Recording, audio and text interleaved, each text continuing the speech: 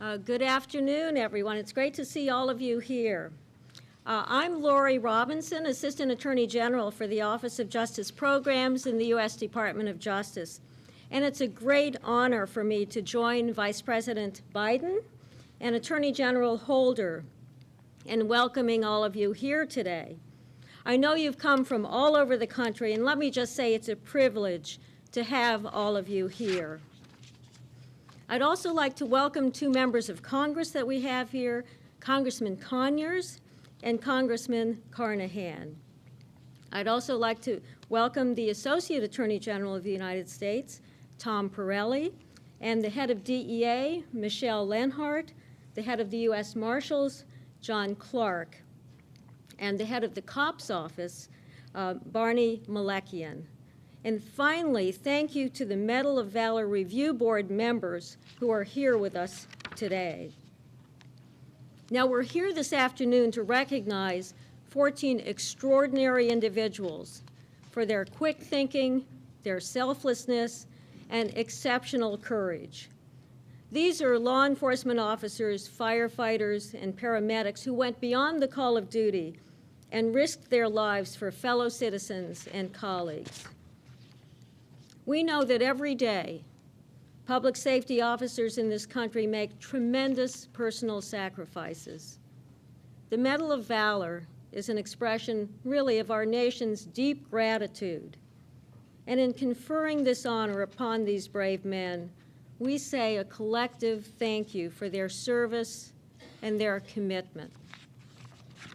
I'm now privileged to introduce our next speaker, the nation's top law enforcement officer.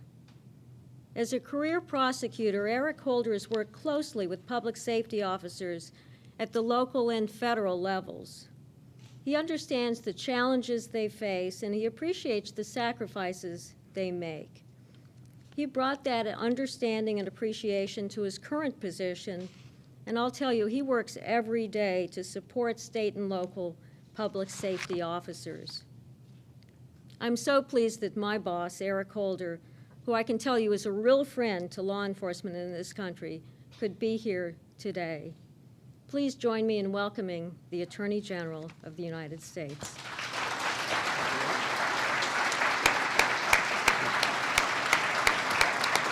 Thank you. Thank you. Anybody who knows Lori knows that the notion that I am her boss is really that's kind of funny. But thank you, Lori, for those very kind words. Congressman Conyers, Congressman Carnahan, it's good to see you both. And I want to thank you, Lori, more importantly, for your leadership of the Office of Justice Programs and for your support for public safety officers across the country. It's a privilege to join with you and with my good friend, Vice President Biden, and so many proud colleagues, friends, and family members in recognizing the outstanding work and the inspiring contributions of the 14 public servants that we're all gathered here today to honor. I'm especially grateful for this opportunity to acknowledge and to personally thank each one of you for the example that you've set, for the courage that you have shown, and for the differences that you have all made. Now, as Lori noted, the Medal of Valor is the highest award to public safety officers in our country. And today's recipients are part of a very, very select group. Now, although you work alongside some of the nation's most talented and most effective public servants, public police officers and firefighters, sheriffs and EMTs, rescue squads, and highway patrols, each one of you has stood out from that very esteemed group. You've shown both fearlessness and selflessness, and you have distinguished yourselves through unwavering determination and a willingness to risk your own life to save the lives of others. You've braved raging fires and storms and battled armed and dangerous criminals. You've created life-saving rescue and escape plans and sustained life-threatening wounds as well. Amid explosions and gunshots, you have dragged your colleagues to safety. Now, one of today's awardees dipped a helicopter that he was piloting into treacherous waters to save drowning hurricane victims. Another jumped over a 6-foot barbed wire fence to save an officer he'd never met. And all of you have gone above and beyond the call of duty. The wife of a police officer who was rescued by one of the firefighters we honor today once asked, how do you thank somebody for giving your husband his life and keeping your family a family? Well, today we will try. Now, of course, this award cannot capture the full measure of our gratitude, and it cannot heal the wounds of seeing colleagues suffer or, in some cases, making the ultimate sacrifice. But I hope that today's awardees, the Medal of Valor, will serve as a reminder that your work strengthens our nation's finest traditions of public service, and that the American people are and always will be in your debt. Let me also say, on behalf of our nation's Department of Justice, that it's a privilege to count you all as partners, and that's what you all are partners.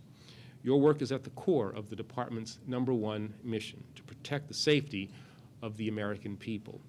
You are on the front lines of this effort, and I assure you that in addition to my deep appreciation, you also have, deserve, and continue to expect my full support. Now, even as we celebrate the contributions that define your work and have distinguished your careers, we must also be mindful of the challenges that remain before us. The threats that we face are real, they are urgent, and they are increasingly complex. But we will overcome them. And I believe the very skill and commitment that we honor today will drive our future success. Because of you and because of your colleagues, I'm optimistic about what we can accomplish in the days ahead. And I'm proud, very proud of each one of you.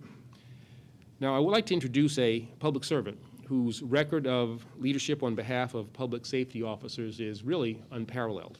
He authored the largest and, I think, one of the most important crime bills in American history, the Violent Crime Control and Law Enforcement Act. And he has spent a lifetime supporting and advancing the work of public safety officers of every stripe. No one has done more. Ladies and gentlemen, it is my honor to introduce a friend, a colleague, a mentor, a great person, the Vice President of the United States, Joe Biden. Very nice, man. Thanks, buddy. Folks, thank you very much. General, thank you. Folks, you know, as Vice President or as President or any public officer who has been elected to high public office, you have a lot of responsibilities. Some of them, as John can tell you, and John and I have been friends for, he's really my dean. John and I have been friends for over 35 years. Some of them are just your duty. Some of them you really wish you didn't have to do. And some of them you are proud to do, and others you relish being able to do. I'm truly flattered that I'm in a position today to be able to recognize you guys. I have been working with public safety officers my entire career. Years when John and I shared responsibility on the Senate and House Judiciary Committee, we spent most of my time dealing with these issues. We have monuments to your fallen brethren, both the fire service and the police service. We have been able to work towards seeing to it that families are not left behind, and pensions are available. But it's really an honor to be able to be here to look in the eye some of the men that I admire the most who are here to tell the story. A lot of your colleagues never get here to tell the story, and some of you almost didn't get here. Ladies and gentlemen, you all know this, and particularly the families, but the incredible act of courage that's represented in these 14 men have prevented harm, saved lives. The men we honor today have ended violent standoffs, have rescued wounded comrades, have taken gunmen on in the face of great danger, refusing to give up or back down even after suffering severe injuries, reacted quickly in crisis to protect the innocent, literally walked through fire to help neighbors in need. The New York fire chief, Ed Corker, once famously stated after 9/11, he said, when a man becomes a fireman, his greatest act of bravery has already been accomplished. And he went on to say, what he does after that is in the line of duty. That goes for you, law enforcement officers, as well. It's amazing to me, all of the graduations I've attended, all of the shields I've pinned on in my career, and literally hundreds upon hundreds of them. It's amazing to me what makes you guys tick. In my neighborhood, you either became a cop, fireman, or a priest. It was difficult in that order. Or you joined a union. But guys, really, what always amazes me, is how you just do it like it is part of your DNA. I don't know what you're made up of. I think you're all crazy, but God love you for it. Thank God there's men and women like you who are ready to do what you do every day. You risk your lives every single day to help the men and women, the 99% of them you don't know, and you've never known. You probably don't even end up knowing their names. You step into harm's way to form a line between safety and violence, calm and chaos, and hope and despair. You know, and I want you to know that the President and I recognize this bravery and that you display simply by putting on the uniform. That is not a joke. To you, it's getting dressed every morning. But you know in your gut, your spouses know, your mothers know, your fathers know. Every time you don that uniform, every time you walk out to do your job, you have no idea what's coming up that day. But you know anything that comes up is not likely to be something you're looking forward to. The danger you face just by showing up for work is pretty remarkable. I've never been able to figure out, as I said, what makes you tick. But as my mom would say, God bless you all for doing what you do. And I want to take this opportunity to thank your families, who, quite frankly, there was a famous poet who said, John Milton, he said, they also serve who only stand and wait. Lots of times it's harder to stand and wait. How many times have you turned on the television and seen the 6 o'clock news and there's a raging fire? Or you see on television there's a gunfight or a hostage situation. Every one of you I know, your heart sinks just for a second, thinking, is that my husband? Is that my wife? So we owe you, the families, more than we can pay you. Because I tell you what, it takes a special breed of person to support these guys, to support the women just like them who do the same kind of thing.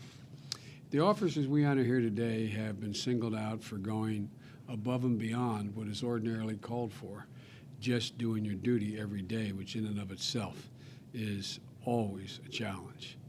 From the firefighters who sustained second-degree burns after running into a collapsing building to rescue an injured comrade, to off-duty detectives who took down a fleeing shoplifter while lying on the ground, having been shot repeatedly himself.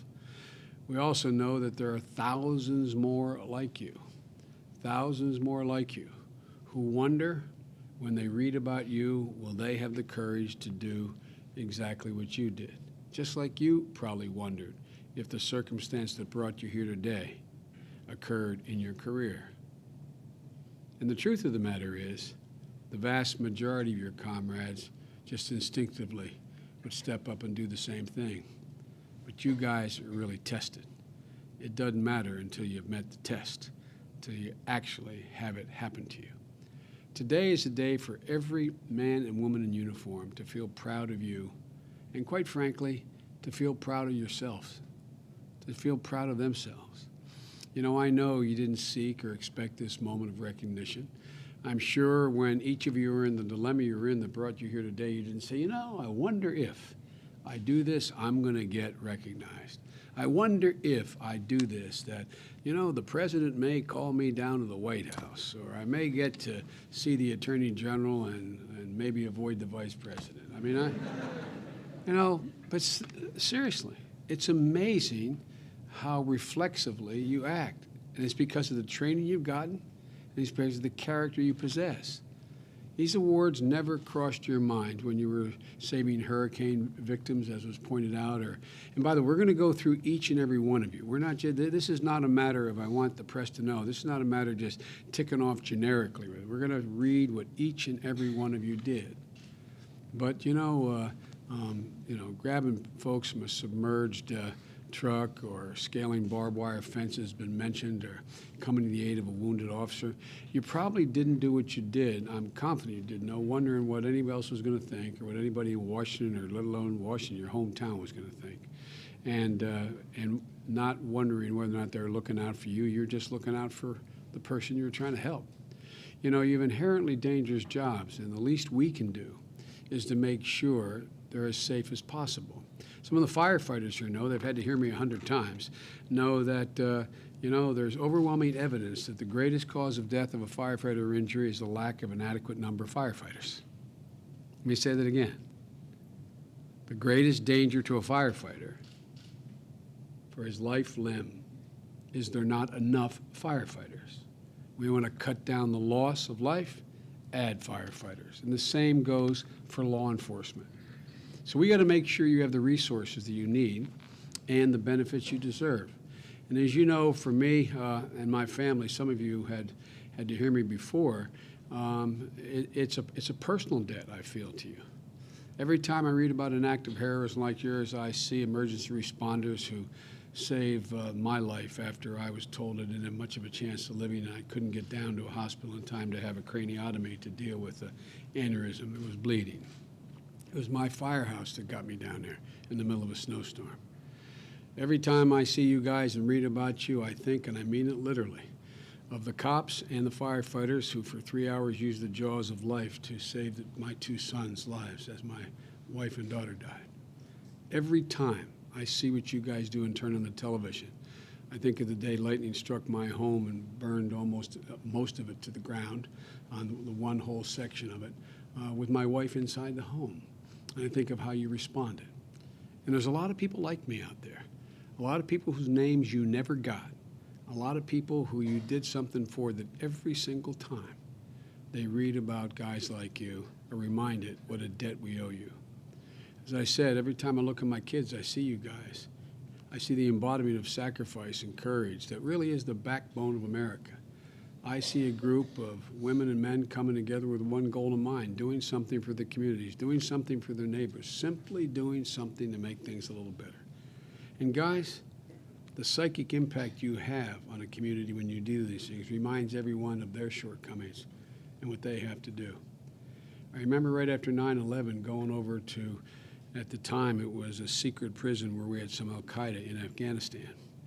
And I remember walking in to that hangar, and they had, instead of having the picture of the President of the United States hanging or a general, they had these prisoners who were Al-Qaeda malcontents who were really bad guys. You know the one picture they had at the end of the hangar? The picture of that grizzled fireman that everybody remembers coming out of the human dust and debris with his face covered in that beard with that look of absolute determination.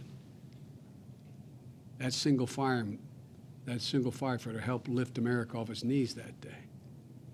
You guys don't have an understanding, because you don't think of it this way, of the impact you have on your community when something like this happens. When it does happen, when you do what you did, you make everybody in the community a little bit better.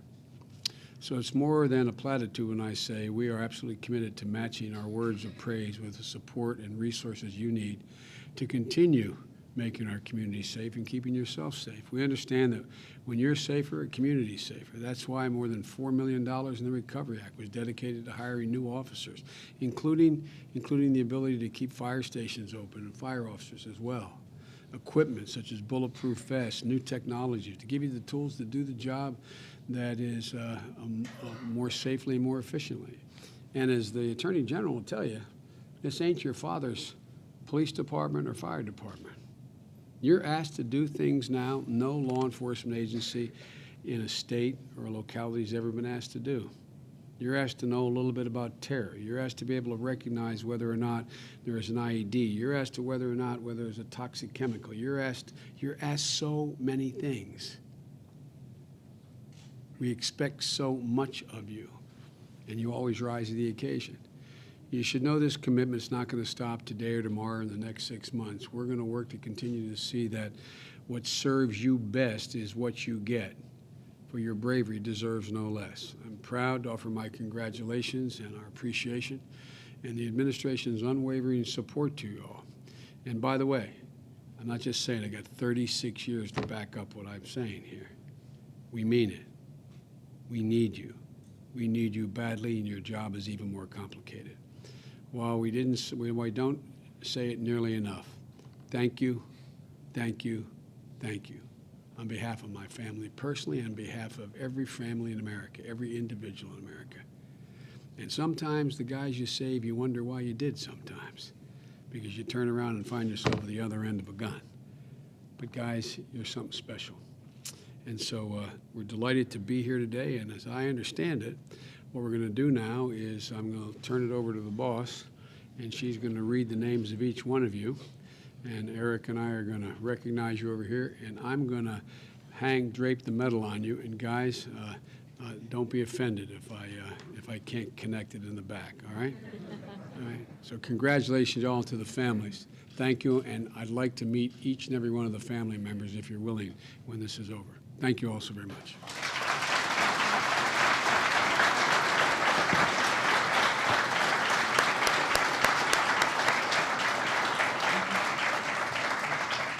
Oh, thank you so much, Vice President Biden. That was wonderful. It's my honor now to begin the conferring of medals. I'm going to read the first citation and then ask that the recipient come forward to receive his medal and certificate, and then we'll do the same for the remaining recipients. The first honoree is Deputy Carl Byer from the Jefferson County, Missouri Sheriff's Office. On September 8, 2007, Deputy Byer responded to a report of a violent disturbance at a rural residence in Jefferson County, Missouri. As Deputy Byer approached the house, a man came outside holding what appeared to be an AK-47 assault rifle and began charging toward the deputy. Throughout the episode, Deputy Byer kept the 911 dispatch center and the other responding deputies informed of the situation. He actually ordered the deputies not to pull into the driveway because he was fearful that the man would ambush them. Deputy Byer, without regard for his own life, stood his ground while under continuous fire, incapacitated an enraged suspect, and protected lives. Congratulations, Deputy Byer.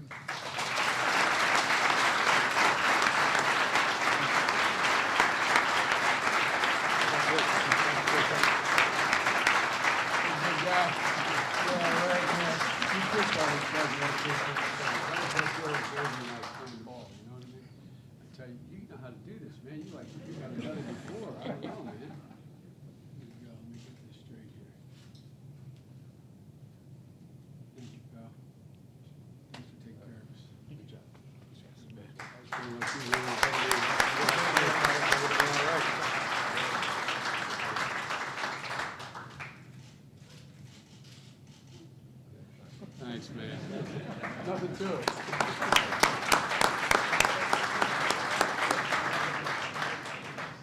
Our next recipients are Chief Randy Poindexter from the Fire Department in Kingfisher, Oklahoma, and Lieutenant Brian Sturgill of the Oklahoma Highway Patrol.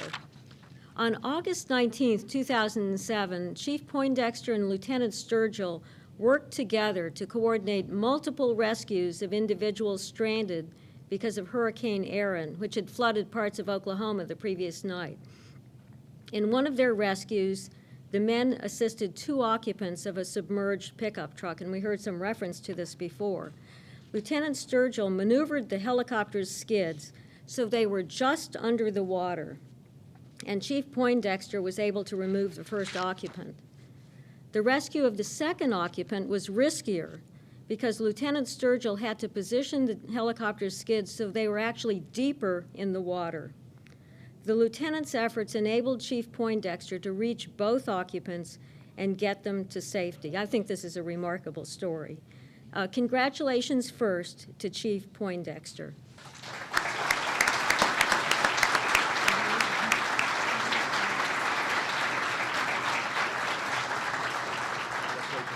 Great story. Great.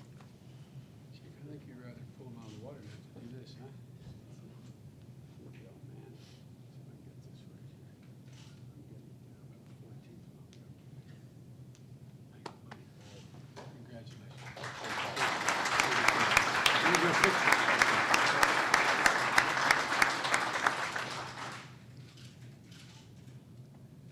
Thanks again, man. And congratulations now to Lieutenant Sturgill.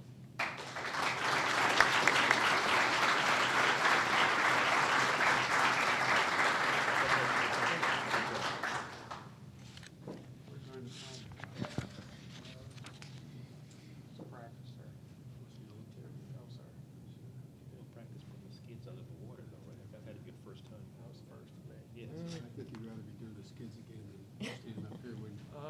No, sir, I wouldn't. I'd rather be here. Thanks, man. Congratulations.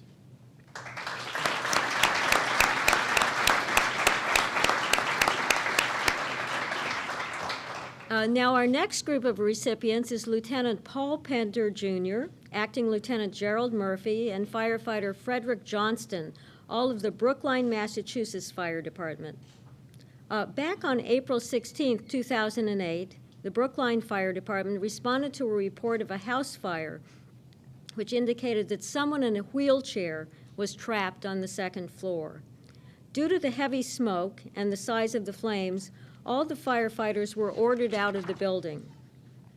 During the evacuation, a backdraft caused the partial collapse of the second floor ceiling. At the same time, firefighter Stephen Nelson was knocked down and was partially buried under the debris. The backdraft also knocked down several firefighters at the second floor doorway, sending one of them tumbling down the stairs and taking Acting Lieutenant Murphy with him. He quickly recovered, however, and crawled back up the stairs, found the nozzle of Engine Company 1's line, and began moving into the fire. At the same time, Lieutenant Pender and firefighter Johnston rushed up the stairway, where Acting Lieutenant Murphy directed them to firefighter Nelson. Without hesitation or concern for their own safety, they all advanced to the second floor, located firefighter Nelson, and rescued him. Afterwards, all 4 men were treated for second-degree burns. Let's give congratulations first to Lieutenant Pender.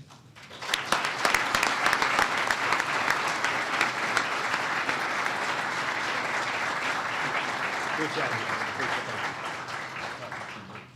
Lieutenant, how you doing, buddy? Good job. Congratulations. Thank you very much.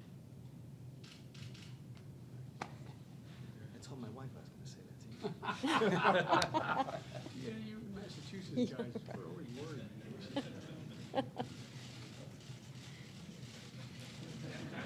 You're getting this spruced up, man. He's straightening you out, yeah. Thank you.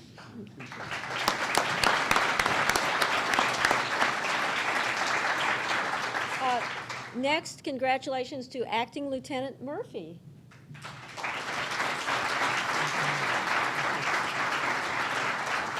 Great job. Great job. We're very proud of you. You know what they want me doing? They want me facing forward. That's because they don't want you back. They don't want to get my bald head, you know? You wouldn't know anything about that, I don't think. Not me, sir. I know.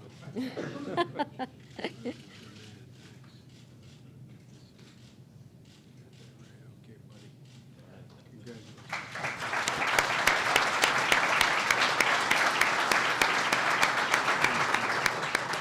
And now let's bring up and congratulate firefighter Johnston.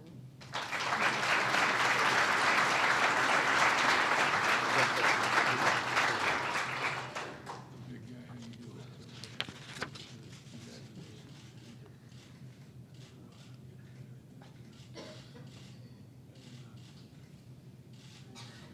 You got you?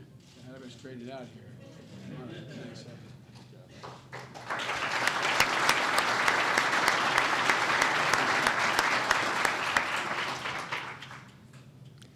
Our next recipient is Detective Jared Reston of the Jacksonville, Florida Sheriff's Office.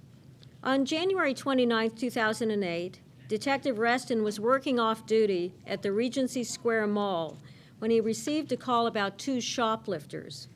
One suspect had been taken into custody, but the other had fled on foot.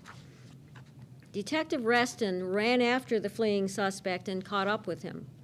The suspect turned and shot him several times with a Glock 45 pistol. In spite of his wounds, Detective Reston managed to regain his focus, and while still lying on the ground, wounded, drew out his service weapon and returned fire, striking the suspect several times and ending the pursuit. Let's congratulate Detective Reston.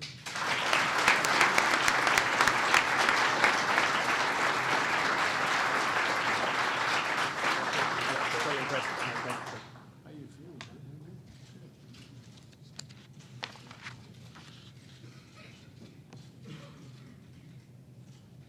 Got it straight, man? All right, man. Congratulations.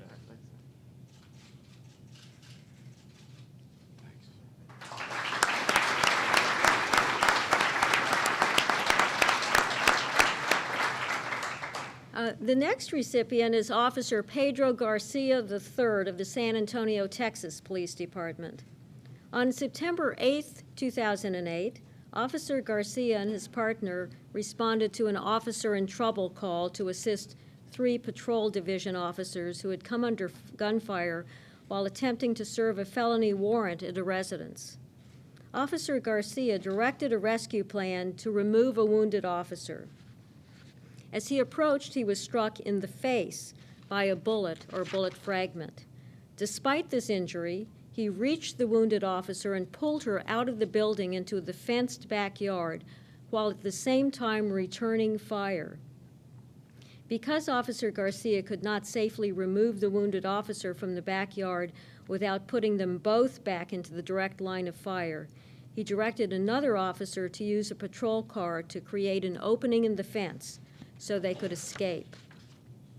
While the gunfire from the house continued, Officer Garcia carried the wounded officer to his patrol car. He drove her down the street to a waiting EMS unit and then returned to the scene to coordinate with his fellow officers until a SWAT team relieved them. Congratulations, Officer Garcia.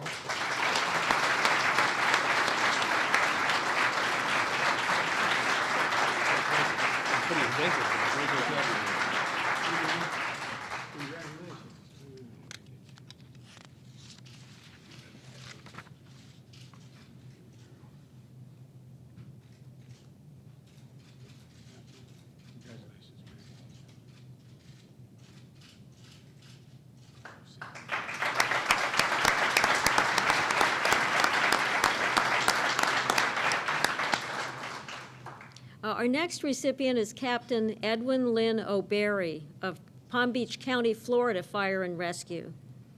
On April 8, 2009, Fire Rescue Captain O'Berry was one of several firefighters at the Palm Beach County Fire Rescue Station 31, changing shifts, when he saw Officer Doug Ruaw of the Palm Springs Police Department struck in the head and rendered unconscious by a robbery suspect.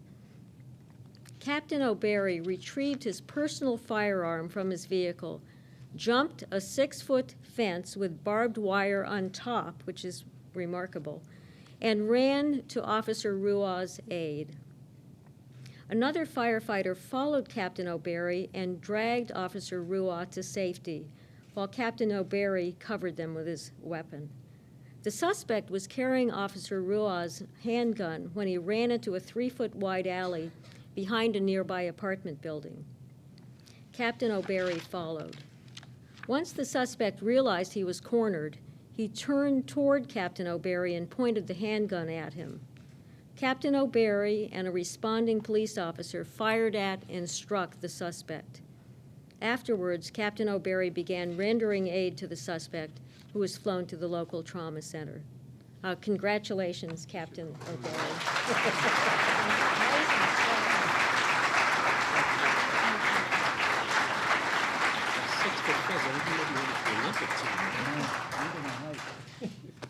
That's what you call doing it all.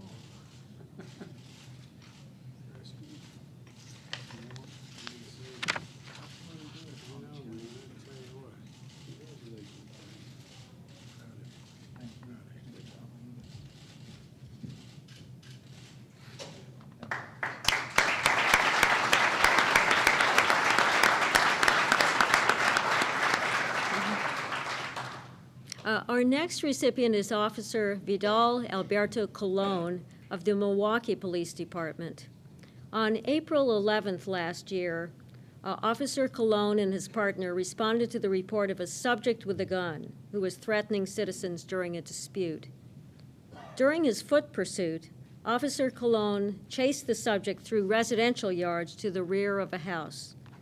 As he neared the subject stopped to retrieve the handgun he'd dropped. Officer Colon was about 10 feet away and ordered the subject not to move. However, almost simultaneously, the subject fired his weapon at Officer Colon, hitting him in the abdomen. Despite this injury, Officer Colon continued to exchange fire with the subject until both their weapons were empty. When other officers arrived, Officer Colon was able to rise to his feet and make it to the front of the residence to direct them to the subject so he could be taken into custody. Congratulations, Officer Colon.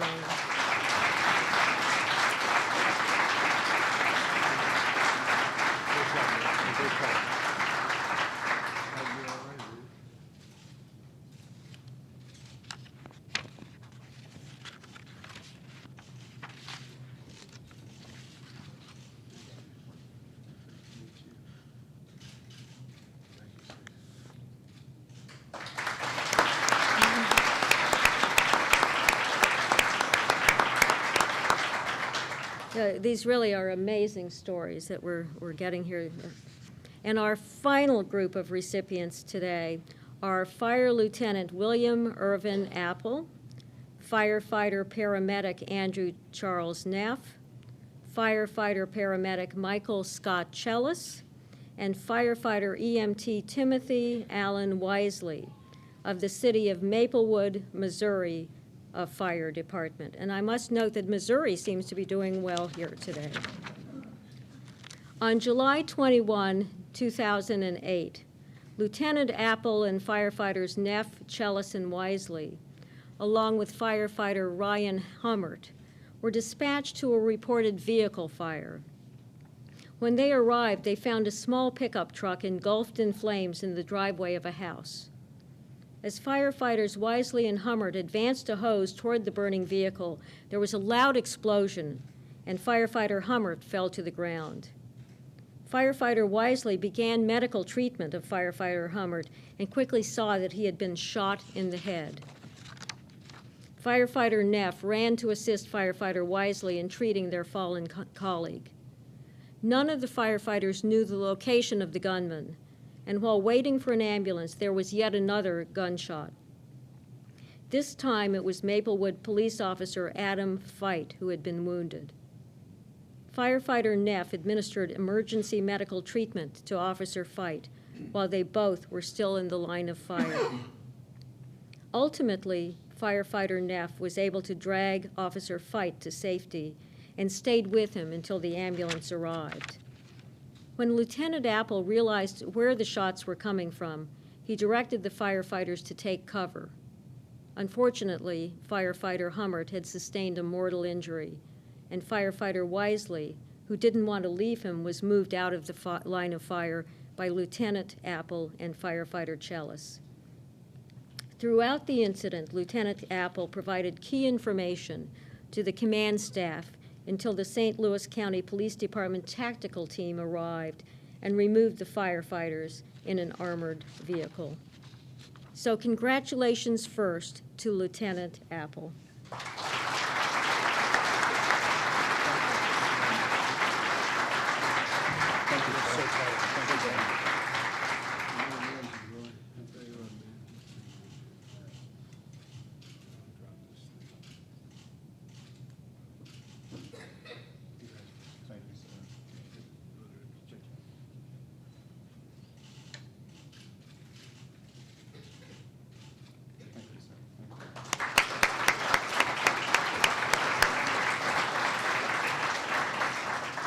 And then our congratulations to firefighter Neff. Great job.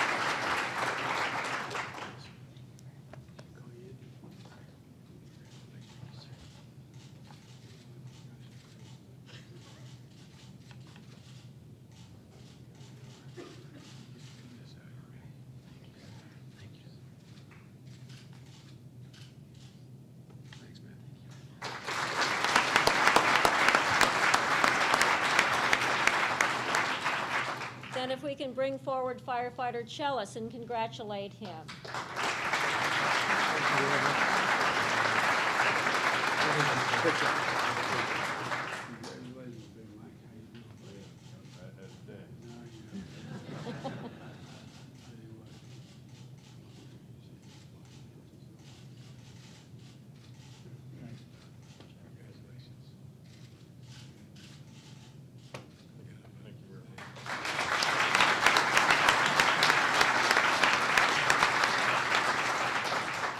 And finally, let's bring forward and congratulate firefighter Wisely.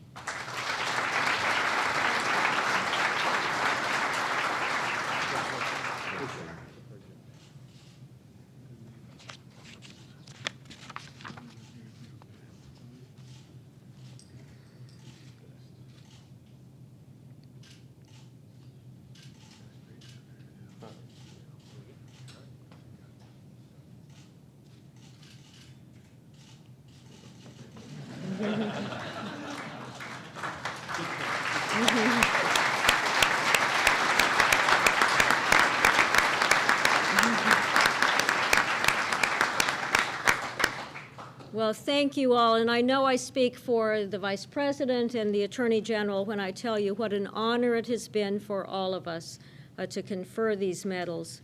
Now, if I can make one more request, we'd like to have all of the honorees return up on the stage for a group photograph, and thank you all again. This concludes the ceremony. Thank you.